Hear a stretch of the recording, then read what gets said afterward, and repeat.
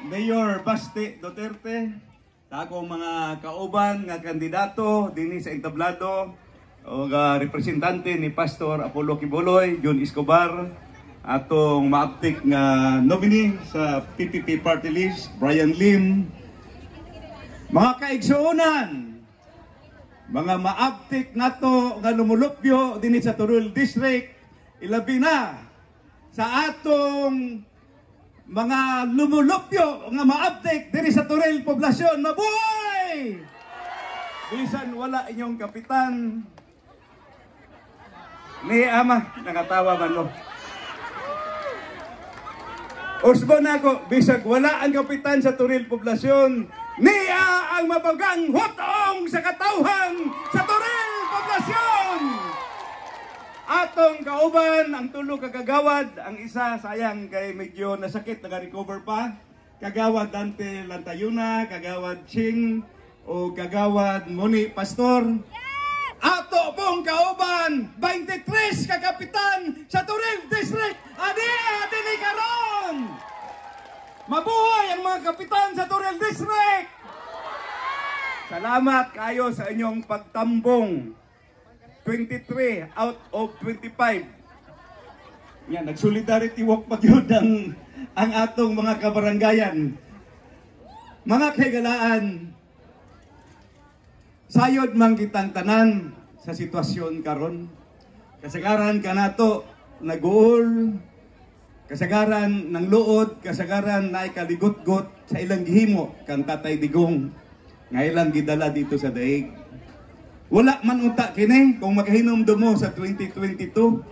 Hapsay man ang dagan gani kitang tanan. Nangampanya pamanta ining administrasyon karon. Kung makahinom mo nanganhi na si BBM o si Aimee, ilang gihangyo si Sara Duterte nga mudagan lang unta to pagka mayor, ilang gihangyo mudagan pagka vice president. Kay ngano daw maglisod daw sila og daog. Kung mudagan sila o sila lang kay maglisod sila sud dinhi. Maglisod sila sulod sa Visayas o Mindanao. Mao nang naghimo sila og unit team. Apan wa ra isa ka tuig bisan ang sabot gipadagan si BBM sa 2022 unya ila daw suportahan pagka presidente si Sara sa 2028. Nausab kay di naman gusto muhawa. Gusto naman nga sila na lang ang mugunit sa rinda sa kagamahanan. Ilan ang ipadayon hangtod sa 2028 hangtod sa 2032. Wa pa mahuman ang 2023 gisugdan naman og tira. Gipaimbestiga ang budget sa DepEd, gipaimbestiga ang budget sa OBP, giimbestiga ang confidential fund. Sobra gyud ay ilang gihimo. Naapay quadcom nga Paul kaayo, way klaro ang ilang himo sa ilang rules. Mga kagalaan, ila pag yung gi-impeach si BP Sara. Kay balo ba mo kung unsa ilang tumong og tuyo? Kay dili nila gusto makadagan si Sara Duterte pagka-presidente sa 2028. Kay siguradong dumadaog si Sara sa 2028. Sayo kayo, ilan ang gitira, ilang himuan og sala, ila pag yung impeach para dili na makadagan. Mao nay tinuod nga rason, hadlok sila ka Sara Duterte, napag yung isa. Pagkakita nila pagkampanya nga si Tatay Digong bisan asa muadto sa Cebu, diri sa Davao kung mangampanya, bisan dito sa Hong Kong mudugok ang katawhan kay maminaw man sa iyaha. Ilang gidala. Bisag dili klaro ang mga akusasyon, wala gani gipresentar diri sa local courts. Ilang gidala dito sa dahig nga pinugsanay kayo. Gani ongoing ang kaso, dagag question dito sa Senado, gi-question po di sa Ombudsman, gi-question po di sa Supreme Court. Foul ang pagdala sa iyaha dito.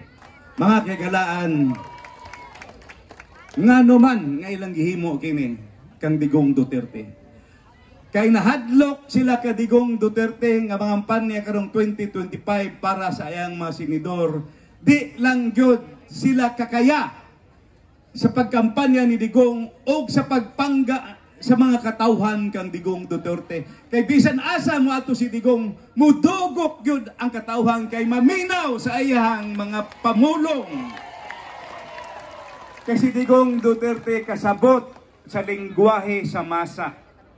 Mao na nga mga masa, maminaw yun kang Tatay Digong. Mao na ilang purpose. Ang sakit pag yun, gawas kailang gitira si Sara para di makadagan. Gitira pag yun nila ang Davao kay gusto nila mapukan, mapildi ang liderato din sa Duterte para mahinay na ang chances ni Sara Duterte sa 2028. Nanguha sila og mga taga Davao nga mahimo nilang kutsaba. Nangita sila mga taga Davao nga ilang mapalit o magtraidor sa mga taga Davao. Ana-ana sila karon mo na atong mga kalaban naa sa Pikas Partido, atong kalaban sila karong Mayo 12. Dili na lang nako sila isa-isahon pero makaibalo na mo. Kaibalo na mo, kumaingon ka kinsa may traidor diri sa siyudad sa Davao? Kinsa? Naapoy taga Turil. Nangkuyog sa ila. Kay daghan daw sila kwarta. Daghan sila ayuda, daghan sila akap, daghan sila AX. Dawata lang ninyo kay kana kwarta sa katawan. Inyuhan ang kwarta. Na, perting pamalakpak kay nakadawat po diay. So, medyo lang. Pero dawata, because that is your money. Dawata, kana, di ba, kadalihok ninyo, mupalit mo mantika, maadto mo grocery, maadto mo sinihan, magtubil mo crudo, magtubil mo gasolina, maadto mo tindahan. Tandaan ninyong lihok na amoy bayad nga VAT, value added tax. So kanang value added tax ni mao na ilang gipinance sa ilang ayuda, mga infrastruktura nga ilahan. Mao nang wa kay project kay makit-an karon kay puros ayuda. Resultihan ko kamo. Nagsugod sila panghatag og ayuda niadtong September, October, November, December, January, February, naundan lang 10 days before sa election. Pero kay balo ba mo kung unsay nahitabo sa ekonomiya sa Pilipinas, 27% ang nakatagamdam og kagutom dinhi sa atong nasod. Kay nga man wala nakatabang ang ayuda. Di ba gitudluan ta sa atong mga maestra o maestro? Gagmay pa ta, elementarya pa ta. Do not give a man fish. You teach him how to fish. Di ba? Gisulti na sa tuwa. Sa atong mga maestra o maestro. Ayaw hatagi og isda because you're only feeding him or them for one day. Tudloe o unsaon pagpangisda para imong tudluan siya unsaon mabuhi sa iyang tibuok kinabuhi. Ayaw hatagi og ayuda, tagay og trabaho ang katawhan sa Pilipinas. Kay ko ng 26 billion nga ayuda, pila ka billion ilang gibawas sa purpose. Kung gidayon ang Metro Davao Authority, 1 billion lang, pero pila ka project ang musulod, pila ka tao ang makatrabaho. Kung ilang gipadayon ang high priority bus system, mawala ang traffic, mapaspas ang ekonomiya, daghan na makatrabaho, daghan na ang mga hatod sa ilang produkto. Ana dapat ang pagpadagan sa gobyerno. Dili anaro ng tao nga magsigig pangayo og kwarta kay mao nay gusto nila kay sila maghari sa Pilipinas. Mao nang dili na ta magpatunto sa ilaha, di na ta magpabudol-budol nining mga tawhana. Karong Mayo 12 atong ipakita ang atong makabungog nga suporta, atong ipalanog dili lamang sa siyudad sa Davao, apan sa tibuok Pilipinas o sa tibuok kalibutan ng siyudad sa Davao. Andam mo unong, andam mo suporta, andam mo boto kang Rudy Duterte ibalik pagkamayor sa siyudad sa Davao. Duterte!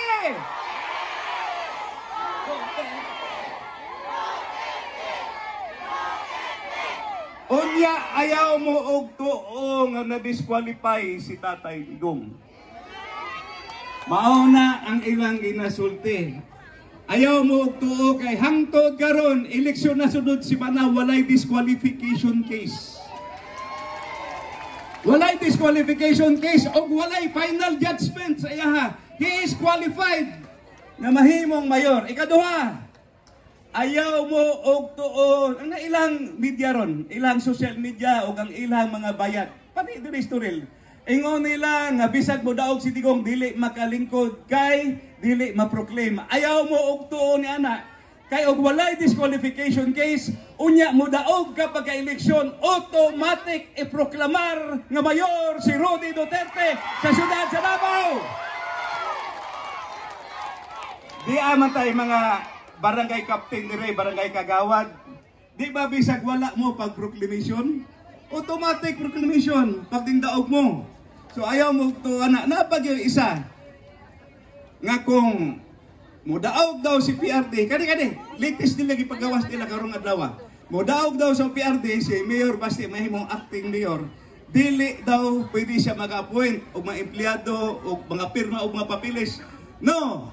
Kanang tanan nga gisulti diha na ana na sa balaod. Una, Omnibus Election Code, ikaduha, Rule of Succession na ana sa atong local government code. After 30 days, kung mag-acting mayor, pwede na mo pirma si Mayor Baste sa tanan papilis nga gikinahanglan nga pirma na nga legal dinha sa City Hall. Naadyo ni sila style ba nga himuon og bugo ang katawhan? Gati man ta bugo.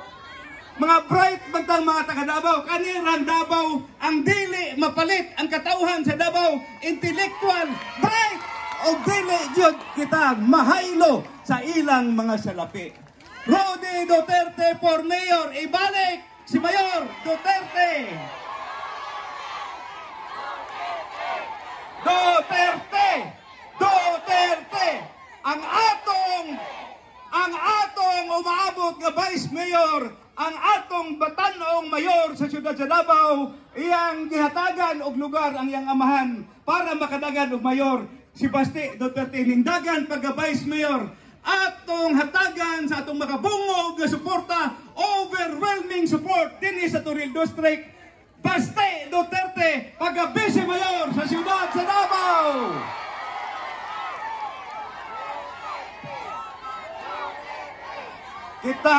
Ako dugay-dugay ng bugo nagpuyo diri sa Toril. Biyain na lang ng taga Toril, nga ba ingon taga Toril kay dili kita mga traidor. Magkuyog kita sa duha ka Duterte, Rudy Duterte o Basti Duterte. Pasensya na sila. Duterte!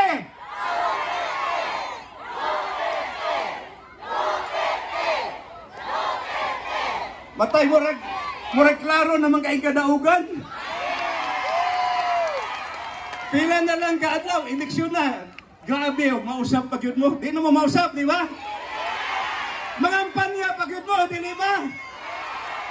Okay, salamat kayo. Unya, ang congressman, ayaw niyo kalimte. Kinsay congressman? Ay, salamat, wala kalimot. Mention lang ko gamay, ha? Ang inyong congressman sa katulong distrito, pertigin na kong paningkamot, usay di ko matulog. Kaya balo ang atong mga kapitan na nga naningkamot, yung ko umayo nga daghang proyekto. Maura ginay isulti nako kang Mayor Duterte kanito, pagdaog na ko congressman sa 2007. Mayor, wa ko'y lain ikabalo sa imo sa pagsalig nimo kanako, maningkamot ko umayo para sa 3rd District. Inyong nakita, tanan barangay, dire, Toril District, karsada, tulay, patubig, barangay hall, covered court, halos tanan, eskwela, naapagay mga maestra. Makita ninyo kana. Unya, kanang nalang ko ito bagong nga isyo diri sa Toril District. Nga wala daw ko nahimo nga project diri sa Toril Poblasyon, Pastilan. Kanang covered court, nga dako kayo, ako ana, yan naapagay resibo, daghan kay big picture, kasip-sip pa na sa kuha, pag ribbon cutting. Pag ribbon cutting na, kami ni Mayor Sara ang nag-ribbon cutting. Nga nagsip-sip ng duha mag-asawa. Grabe ka sip-sip. Kanang district hall, ako ang project. Kanang barangay hall, do kabuk, ako ang project. Fire station, ako ang project. Police station, ako ang project. Kalsada, ako ang project. Unya yang gisulti. Sa iyang diskurso, ang project doon ay project ng Nograles, pastilan himuon man tagbugo. Si Nograles, congressman sa 1st District, dili sa 3rd. Pagkabugo na lang. Unsa natubag na nako? Salamat kay gintuo mo nako. Makita man gyud ninyo ang akong agi. Okay. Salamat dirita sa among mga konsihal. Isa-isahon na lang ako kay nadungog naman gyud ninyo sila.